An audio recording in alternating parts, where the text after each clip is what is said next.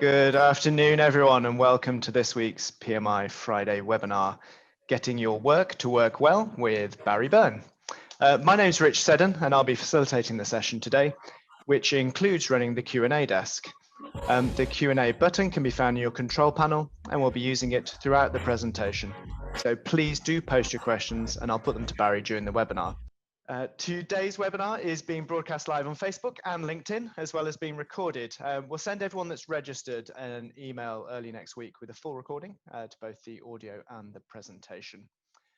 So for those of you joining us on the live streams, you're very welcome. It's great to have you with us, and everyone that's participating in the registered event.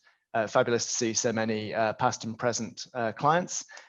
Great to have you with us. And for those of you whose first time this is with a PMI Friday webinar, where have you been? We do hope you enjoy it. So in order to participate, we have some polls through the webinar. You will need to register for future events. Again, the address is on screen at the moment, pmi.co.uk/all-webinars. And as I mentioned a few moments ago, delighted to say the November schedule has gone live this morning, where you'll find some reruns of the most popular ones from the last 6 or 7 months, and also some brand new topics as well with our consultants. Finally, from me, before we get underway, after the webinar, as usual, we will send all registered participants a short Voice of the Customer survey. We'd be really grateful for your feedback, as well as suggestions for future topics on the PMI Friday webinars that you'd like to cover. Without further ado, I'd like to hand over to Barry. Rich, thank you very much, and a very good afternoon to you all. So I'm very pleased personally to have this opportunity to help you to begin to address something that I'm sure is very real to you. With the reality of work as it is today for many of us, bridging the gap from where we are now to the work and making your work work well, it might actually seem like something of a stretch. Now, we appreciate that, but there is a way to get there. It's not easy for it to be. We would have done it a long time ago, of course. But let me reassure you that when you begin to achieve, when you use method, when you do something well, you feel the joy of work. And the knowledge, the wisdom, and the insight, and that feeling itself will last you forever. So what am I going to consider over the next 40 minutes or so? What I'd like to talk to you about today is the joy of work. And the joy of work is not something we necessarily talk about particularly, not very often. But of course, it is the business reality then, our best intentions, what we need to know to begin to feel the joy. What PMI sees, what we feel, and when we particularly work with clients, what are the senses we get? I'm going to look at the business as a system in order to understand why and how we get what we get, to what you see, what you experience, the nature of your work.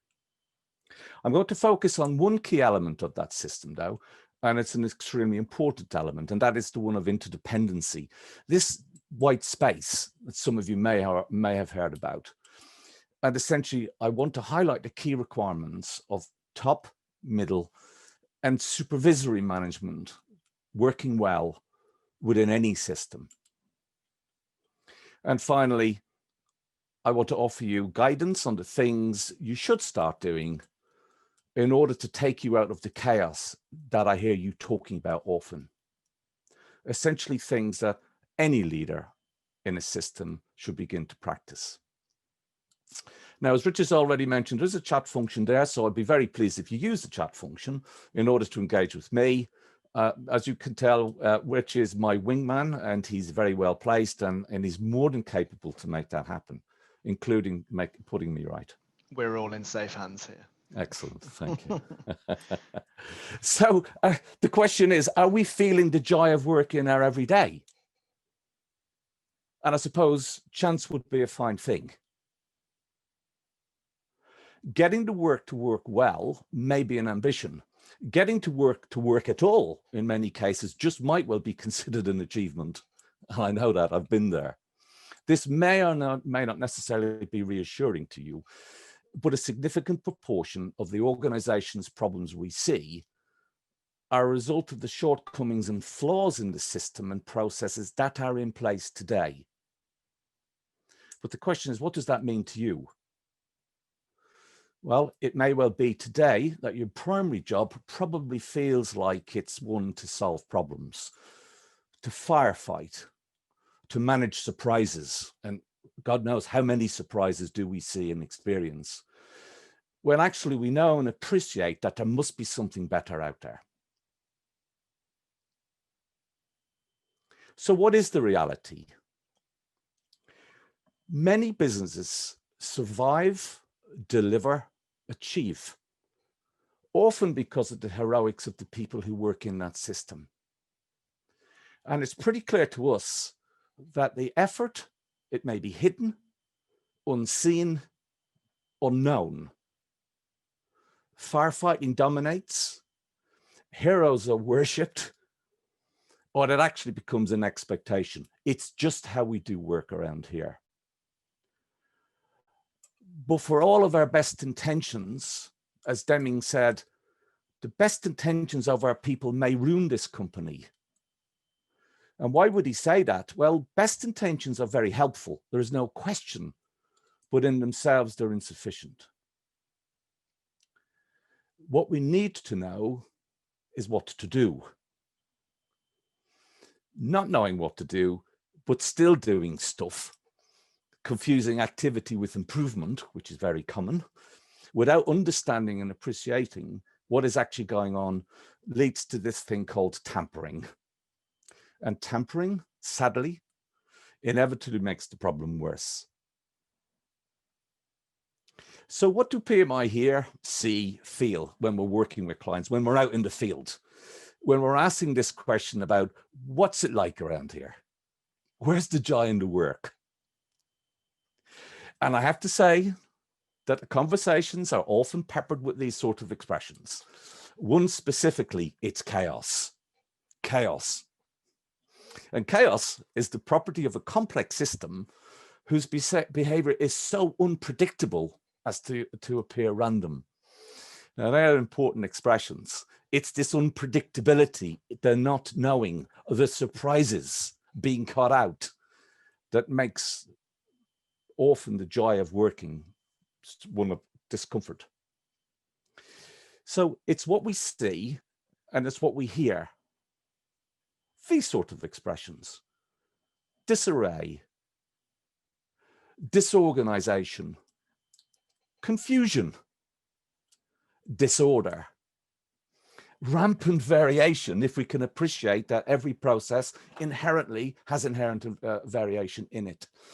Busyness, and busyness, if I had a pound for the times I hear this word about busyness, it's busy, busy, busy. But it's a sense of busyness, often running just to keep up with the pace and also to keep up with the surprises. Mayhem, and mayhem, I have to say, is not just the weekend spent with my grandchildren, but I hear this expression often. It feels like mayhem around here. Manic was an expression I heard very recently. So it's what we see. All of these things, often conducted in firefighting mode, where there's absolutely precious little time for the dial turning stuff that I believe that we know that we should be doing. Where yesterday's successes are essentially wiped clean, whilst we wait for today's latest crisis. So with no deeper knowledge and insight of what's going on, we're almost certain to make it worse. But what we do is we try harder. We put our heart and soul, our experience, our efforts, our energy to deal with today's latest challenge, latest crisis. And then, of course, we feel dispirited, disappointed, disenchanted, and disillusioned when we don't achieve what we set out to do. So this joy of work, where is it? So just take a moment to consider when you were last disappointed, let down, when you didn't get what you were promised, a commitment that was made but not realized. And consider the psychological impact on that, on you and on them. Now, our response may be one of frustration. It often is frustration. It's one of blame. It's them.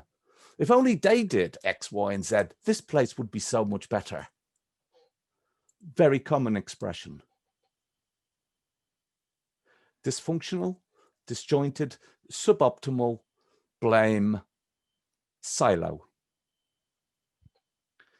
But Baz, add in there, yes. sorry to interrupt your flow there, Baz. Sure. I've just got a question before you move on. Hmm.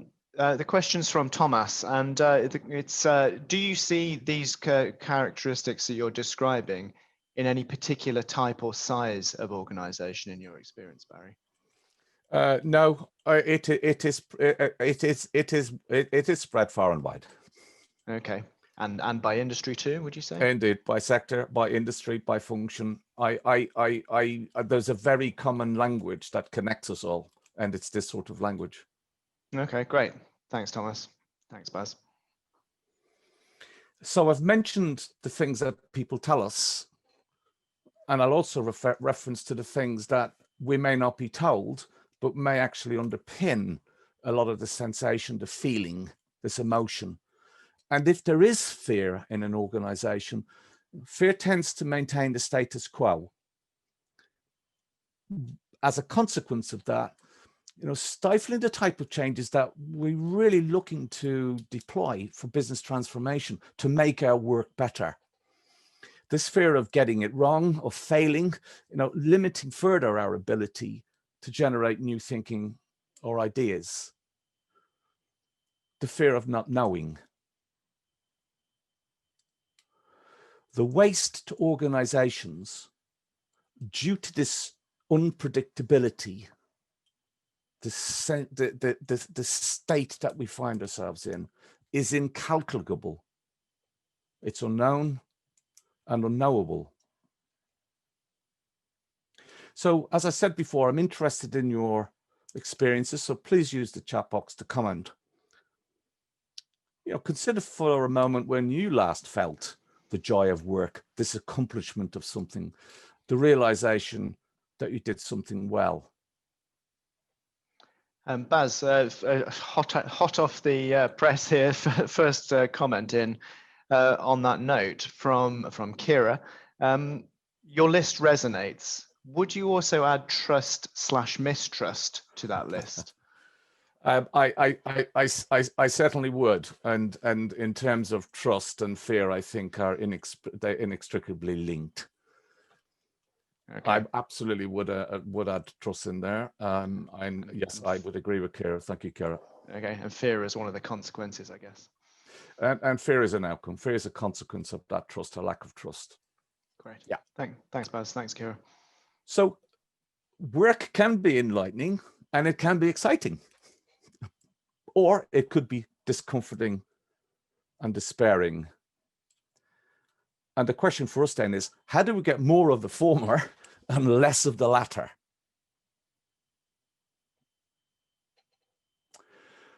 So chaos in all of its manifestations is an outcome of the system within which we work. It's the effect. Chaos is caused.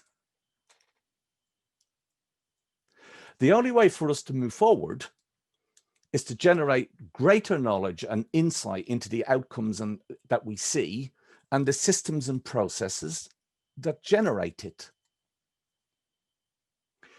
So firstly, let us remind ourselves of the definition of a system and consider this then in the context of your own business. And you might want to do a very brief assessment in terms of how well or otherwise your own business system conforms to this definition. So a system is a network of interdependent components, that work together to meet its aim. Now, a discussion about a business aim may well be for another day, but that in itself raises its challenges. But as I said, let's park that thought. But I'm interested about the interdependency and this collaboration in order for us to work together to meet that aim. Everything in an organization's ecosystem, and I will call it an ecosystem, both internal and external, be them customers, the products and service, the technology, the organization structure, and so on, are connected, interdependent. Now, the degree of interdependency may actually vary. And as an illustration, a bowling team has significantly less interdependency on the constituent parts, on the players, than, say, an orchestra, which heavily depends on each other in order to achieve the best possible outcome. So in PMI, when we talk about interdependencies, we refer to those connections as white space, the gaps between business process steps or between process steps, handovers, service level agreements, implicit or explicit customer supplier relationships, crossing functional boundaries, the swim lanes in integrated flowcharts language. So where we're crossing from one territory to the other. Now, neglecting the white space remains one of the most significant contributing factors to the problems you see today and the ones that you have to resolve. So our experience in PMI tells us two things, and they're two sad realities. One, organizations are adept, sadly, we're expert at designing systems that give organizations the perfectly flawed, imperfect system they operate within. So it can't be a surprise, therefore, that these organizations and their customers get the often unwanted outcomes that they do, today's new crises, and the consequential pain and loss that they feel.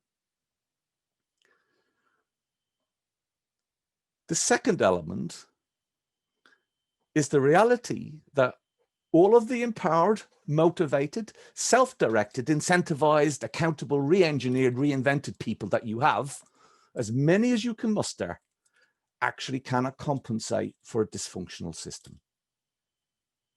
In fact, they're meaningless if the system itself is not functioning well.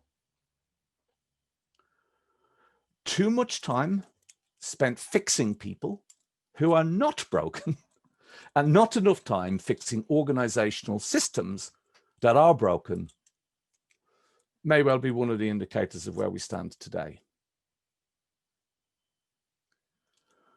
So what I'd like to do then is to conduct a short poll, specifically over experiences.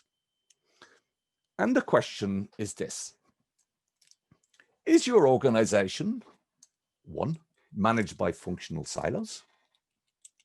Two, led as a system of processes? Or three, is it halfway between 1 and 2? Okay, so let's get that launched on screen. Hopefully the registered users will see that now. If you have joined us via one of the social channels, please do put your response into the chat. We're monitoring the boards at the moment. And Baz, once we've discussed the poll results, we've got quite a few comments that have come in on the various channels. So okay, I'd like to pick some of those up with you as well before we move on. Excellent. Okay, thank you. I can see people are submitting at the moment. Just give that a few more seconds before we do. How interesting. Okay, so we just give that 2 more seconds. Anyone who hasn't responded, get your clicks in now. And I'm going to end that now. Okay. So what we've got on the board, Baz, is quite in response to question 1, managed by functional silos, 21%, 33% led as a system of processes, and by far and away the largest response is a halfway house between questions 1 and 2. So whilst we recognize that these answers are fairly arbitrary for the illustrative and discussion purposes, what do you make of that, Baz? Any surprises in that for you? No, there are no surprises. And of course, it's then the definition of leading by system and so on. Leading of systems and processes is clearly linked. But no, I'm not surprised. I think certainly no surprise that functional silos tends to be a factor, be an element in there. I thought that would be higher, to be honest. I thought number one would be higher. So coming to the point about the halfway house between 1 and 2, yes, which is a curiosity, and clearly that's an area that I would like to consider a little bit further. From my experience, I'm surprised that the functional silos isn't more dominant. Mm. And I typically, as you're going to see shortly, I show an illustration that seems to resonate wherever I've gone. Okay. Yeah. Great. Okay. Great. So we'd be really grateful for other people's commentary. We find in these questions and the polls that we do, if you could submit in the chats, particularly where you've answered around the questions halfway house in this circumstance, it'd be great to hear your thoughts on that, and we'll come back to the discussion later on. So Baz, just before you move on, I'm going to stop sharing those results now. So just before you move on, we've got various comments in the chat fields on the channels. A rather depressing one, first of all. It was just a comment on this one, which is as a CI consultant, continuous improvement consultant in the civil service, what you've described is almost every department I've worked in. This is referring to the list that you put up earlier on. Okay. Slightly depressing point there, but that's the nature of the comment. Yeah, indeed. And then a couple of others around a question around business aim on the system map, and potential for that to be vague, which could contribute to the some of the chaos that you described as well. It's interesting perspective on that one. I absolutely. If I could comment briefly, I mean, there's no question, that just rowing harder when we don't know the direction we're going in, of course, just doesn't really get us to where we need to get to. I think absolutely. Without a name, any system will do. And maybe therein lies part of the challenge, is the systems that we have in place today are adept at producing the terrible results that we see, and perhaps for another day we may see that as an association with the absence of aim. From my own practice, many of my clients struggle to articulate the aim of their system. Okay. So just two more points before we move on. One is an observation which I know you're going to come on to. So it's been posted as a question, which is around the role of leaders in making this happen. Sure. And what influence does that have in terms of leaders understanding and practicing the behaviours that they expect within their organisation? I know you're coming on to some comments around that. I will. And then the final comment is from Mark, which is an observation on the poll. It could depend on the size of the organisation.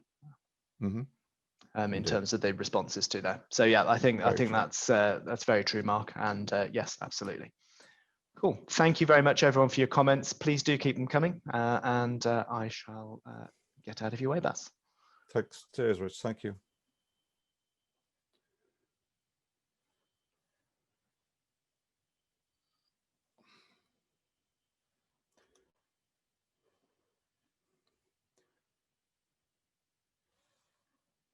So,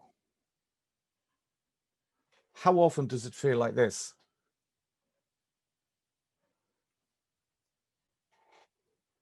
So let me remind you of something I said earlier, and referencing the poll that we've just had.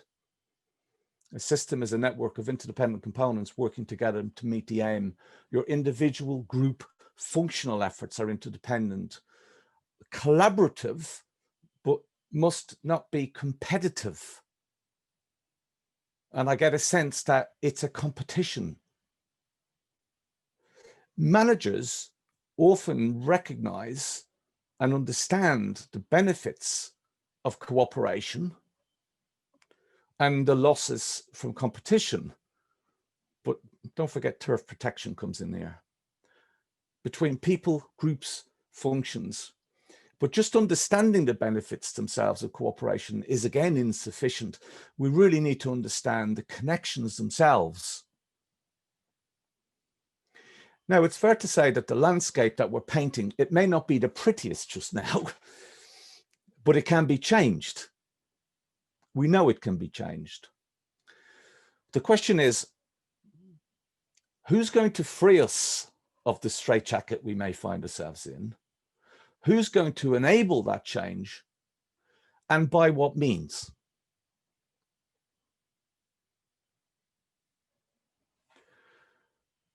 So, dealing with the white space. And as you can see, the graphic is a straightforward integrated flowchart. And it's crossing, as it happens to be, a relatively standard, relatively straightforward process. And it's got 8 contact points, 8 points in which the baton is being handed over in whatever form that may well be, explicit or implicit. There is an obligation on every part of the system, irrespective of where you're sitting, to contribute its best to that system. That should go without saying, but we often have to remind ourselves, particularly when the drive might be to maximize its own contribution or standing, and sometimes to the detriment of another section in the business. To do so is suboptimal, and it's counter to our ambition to get control, to make our work work. So the greater the interdependencies, the greater the need for leaders to acquire knowledge and insights of the interactions between and within processes, to understand the benefit if we do the first thing and the losses if we don't, to acquire knowledge of the effect of the system on the performance of people. So the drive to blame the people should really be preceded by the effect of the system on the performance. And taking a pragmatic approach, we don't live in a perfect world. Our system does have imperfections. And in this particular case, there is an appreciation, and some of you may have experienced this, where you've got to take a hit because of the greater good of the output that you're looking for, the system itself. And it's that preparedness to be able to do that, but as a collaborative, cooperative endeavor, rather than being done to, that makes that worthwhile. And underpinning then all of this is leaders to communicate, and that's to talk properly, to cooperate, and to collaborate. Now, as I'm going through this, and I did prompt you to consider what the reality might be like in your world. That if we're in the halfway house, are we still sitting in the halfway house, or have we gravitated to another position? So in response to the question that you've posed, Rich, and I can't recall the name of the person who's asked the question, but let me try and answer it in this way. Now, in the world I live in, leadership is less a role and more a state. So in a world where the work is working well, everyone, irrespective of their position in the organization, will be demonstrating leadership. And I see this often in my work. I'll refer to this later on. Irrespective of the level people are working at, I see people stepping out of the system norm, the typical norm, the culture, in order to do something that may well be relatively simple, but actually by nature is quite profound. So just park that thought for now. So I just want to focus on then that leadership is not limited to the top. So what typically then would the requirements, the leadership requirements for those who are taking us through this, taking us on this journey? The first is constancy of purpose. Now, This manifests itself in lots of different ways. And I'm sure we've all in our career had experience of new brooms sweeping in, and the ambition of the previous CEO has now been supplanted by the ambition of a new CEO. So we can see it at that level, where the constancy of purpose is temporary. It's almost personality dependent. Avoid that. And we often see that at lower levels in the organization, where it may well be the cultural norm for people to move around and gain experience. As a consequence of that, the system then settles in this almost trance, almost frozen in a position that it needs to be moved out of. Top managers create and lead the system that we saw before. So that is a given. They must act with an understanding of variation, understanding cause and effect. So pulling a lever in one area of the business, the implications on other areas of the business need to be considered. Variation in the process and how we do our work also needs to be understood, and the implications of that variation. But in my simple head, talking to a CEO, it makes sense to me that he or she really should ensure that we play well together. That of all of the things that they're doing, it's how we work together, how we play together, and ensuring that that's optimal and not suboptimal. But if I was to give a CEO some advice at this point and give it in 2 questions, these are the questions we believe top management should address and resolve. What are we trying to accomplish? And how do we ensure that our system is capable of delivering our ambition? There should be no ambiguity. There should be no lack of clarity or definition in terms of the addressing these 2 questions, and ideally the outcome that we get, the responses we get. So if this is coming from the top and it's cascading through the system, it's incumbent on middle management to continue to act with an understanding of variation and its effects, improve the process of the organizations, taking into account the interdependence we've already referenced, and to help top management break down interdepartmental barriers. So we actively participate in forging effective, efficient, and agile relationships, those interdependencies. So what might the supervisors be doing? And this may well be the last time I'll use that expression, supervisors. But supervisors help their people to do their job better. They are at the coalface. They will be providing the material things, the tools, the equipment, the training, the instructions, and any of the other resources that are necessary to get a product, a quality product or quality output or service.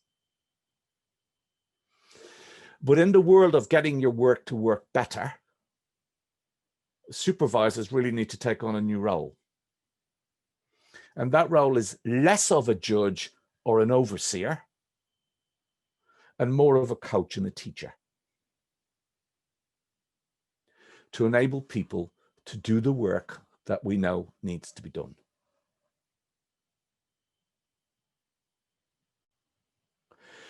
So out of all of that chaos should come learning and growth. And what I just want to describe to you then is, so by what means? What are the things that I should start doing?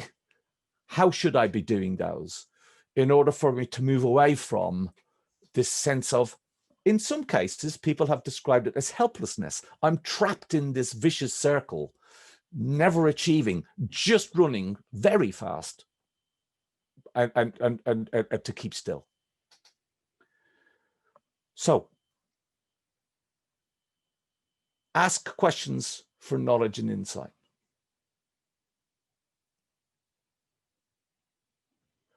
Ask questions in an inquiring fashion. And by that, I'd like you to consider your own style. Is your style of questioning advocacy, making statements, questions masquerading as questions, but actually they're a statement, and you can tell the difference? Or are we truly inquiring in order to help both you and the person you're asking the question of would gain insight and knowledge and therefore learning? Now, it's perfectly acceptable to be skeptic, but healthy skepticism, perfectly acceptable as long as you are deploying a method. Because the danger may well be is that we gravitated to what seemed to be criticism, and maybe criticism and asking questions of inquiry may be seen to be challenging. But it's important that you deploy a healthy skepticism, because then that curiosity will help you in order to ask even more questions, more good questions, therefore more learning and more growth. Associated with that is a perfect state for learning being humbleness, this appreciation of being open to alternative views, new ideas. My truth may actually not be true at all. I could be wrong, but I'm open to that possibility. Please release yourself from the tyranny of always feeling that you have to be right. I have to be right. It's my expectation. Not alone do I have to know, but I also have to be right. Leaders at whatever level, they model and expect, and that's how it should be. Set the example and follow the method. And this last bit, I think is really important for me to offer to you, because it's one of the elements that I had to come to recognize when I was embarking on a journey of learning and growth a long time ago, I have to say now. And I want you to allow yourself to be inelegant. When you're trying this stuff out, sometimes it may not go well. And you may be challenged on that. And you may be criticized. And it may be that this stuff doesn't work. Please, I want you to feel comfortable. You can be inelegant. It will not be perfect as you're trying this out. And then consider the opportunity, the positivity from forming new theories, from actually making those mistakes. Brilliant, Baz. Just got a question before you move off that slide. Great. I really like that last statement there. So this question came in before you put that final point up related to this slide. It's from Val. How easy is it to develop these behaviors within an organization that already has an established culture, in your experience? It's hard. I said right from the start that if it was easy, we would have done this a long time ago. I'm pulling no punches here. It is difficult. To be seen as being something different to the cultural norm, of course, brings its own challenges. And I think it's only fair for me to ask you this question. That as we get to this point, and this is a conversation that I have with my clients, is what are you up for? What are you up for? As we begin to set the landscape, we begin to look at the as is and the challenges that we need to address to get to where we need to get to. I think it's a question that we need to face into. What are we up for? Okay, thanks, Baz. Thanks, Val, for the question. Okay, thanks, Val. So, the model to get your work to work well is this. It's the system of profound knowledge. And many of you who are listening to me now will have experienced this in some way. But for those who've been following me from the start, will recognize that every element of the system of profound knowledge has been in the material and the content and the voiceover and the narrative and the anecdotes. It has all been in here because this model is about leadership. It is about leadership. And in terms of leadership, then, I'll offer you these three things. Please engage others in the effort.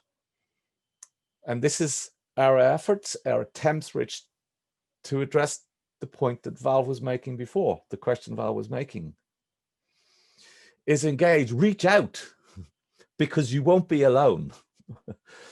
Those who can help you and can engage you may actually be hidden, but maybe we need to go and find out who these people are. Please learn by doing something different, and learn the method and use it properly. So, in summary, no one comes to work to do a bad job. People fundamentally like to solve problems. And in addition to that, and I can tell you from my experience, people will be genuinely pleased. People that you may have a perception of would not be interested in this stuff, often for me are genuinely pleased to be invited to take part in something, to work on something. It's something that's subtly different, because that relationship, that engagement, that invitation touches our need to feel respected and valued. People need someone to show us the way. And at the same time, to check in that we're doing okay. We're being reassured. And there are key people in the system, and I referred to the top management, in terms of show us the way and check in that we're doing okay. So the two final points for me then. What has more longevity than understanding your system? Because it's the system and processes that gives you the outcomes you see today.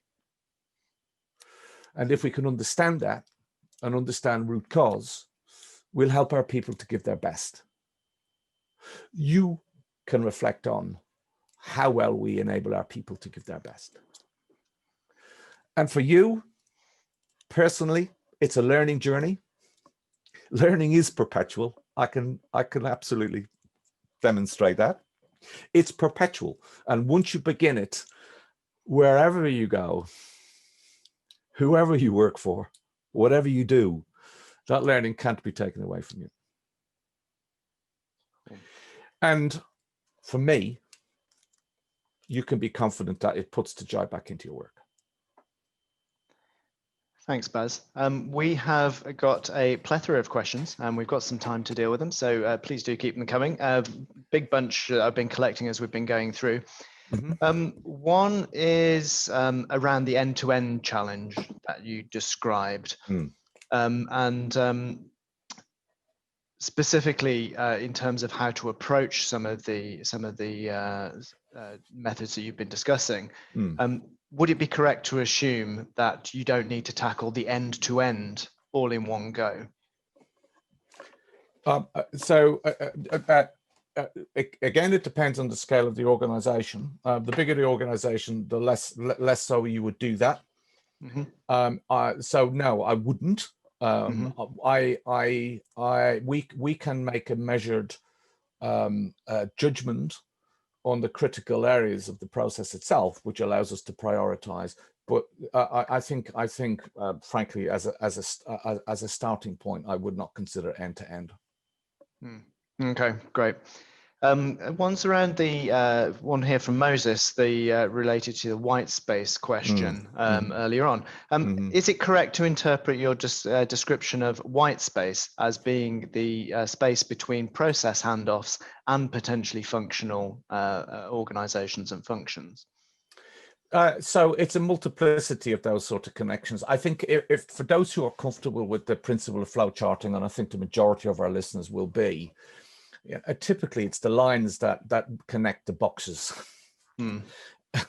So therefore, we have to consider the interdependencies within the process itself that we may functionally own, and therefore how secure and well understood are they.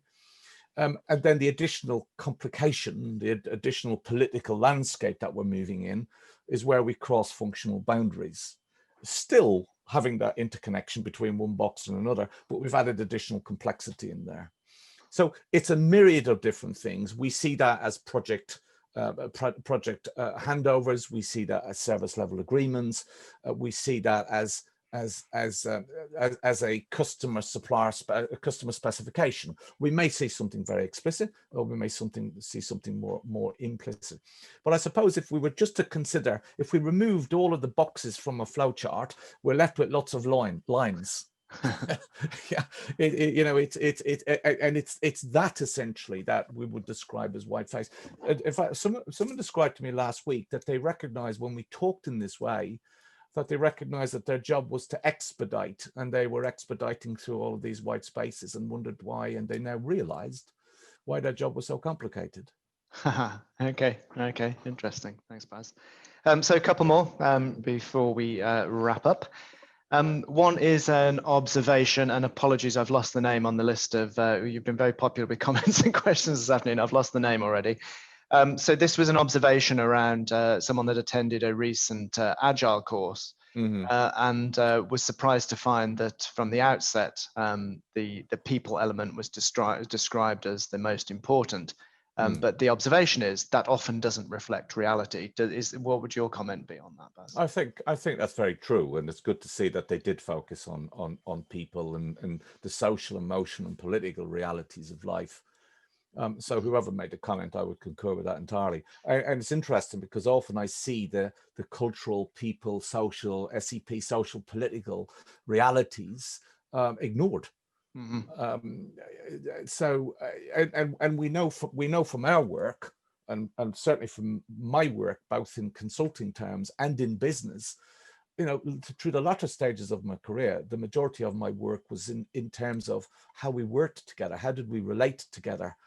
How did we enable people to do the best possible job? So I'm pleased that someone has made that observation, and it's pleased also that it was a function of the Agile course. Okay, fantastic. It was actually, I found the name now, it's Adash, so thank you very much for the question. Good. And one final one is a clarification on the slide that's in front of us here, where you're talking about that you use the term something in the second bullet point, take part in something and working together. Just a clarification, you do include within that something improvement, continuous improvement and transformation projects, don't you? Oh, I do, absolutely. Okay, cool. Okay. It was just a clarification that was asked. Right, okay. In terms of the second point, which people like to solve problems. No, third bullet, sorry, Baz, okay. where you're using the term something. Oh, sure. And again, people are genuinely curious too. So, my arrival somewhere in a client's backyard can stimulate curiosity. What is this person doing here? So you can stimulate that, but typically in my work, it will be in and around process management and improvement, the everyday, getting the everyday, standardizing, maintaining, and improving the everyday. And there's no question that people will be genuinely pleased to be part of this. In fact, would ask the question, why could we not have done this before? Okay, great. And Nahid has one of our regular contributors has sneaked in possibly one of the most challenging questions of the day, which I will fire at you here, Baz. Looking at the clock, you're not escaping. So thanks, Nahid. At what stage do we come to know that we've tackled the root cause of the chaos and that it won't reoccur? Oh, okay. So the ideal state is we would get to an endpoint. The reality is it's a life's work. So you managed the most challenging question of the day with the most concise answer. Thank you, Baz. That's the first for everything. Cool. If you could just progress to the next slide for me, Baz, please. Yes, of course. So thank you everyone for joining us. Just a couple of final points from me before we wrap up. For those of you who have visited our website recently, you'll see that we have transformed our public training courses. One part of doing that is they are fully virtualized.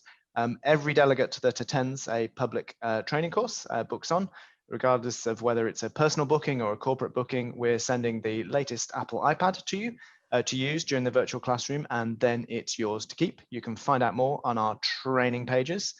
And if we could just jump to the final slide.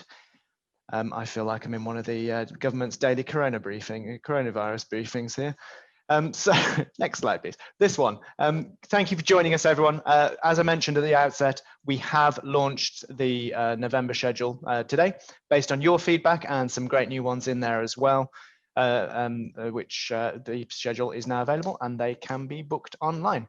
So without further ado, please do look out for the Voice of the Customer survey, which will be with you this afternoon. For those of you who've registered, everyone that's joined from the live streams, thanks for joining us. On behalf of Barry and myself and PMI, thanks again for being with us. And we wish you all a very happy, safe and relaxing weekend. Thanks, everyone. Thank you all.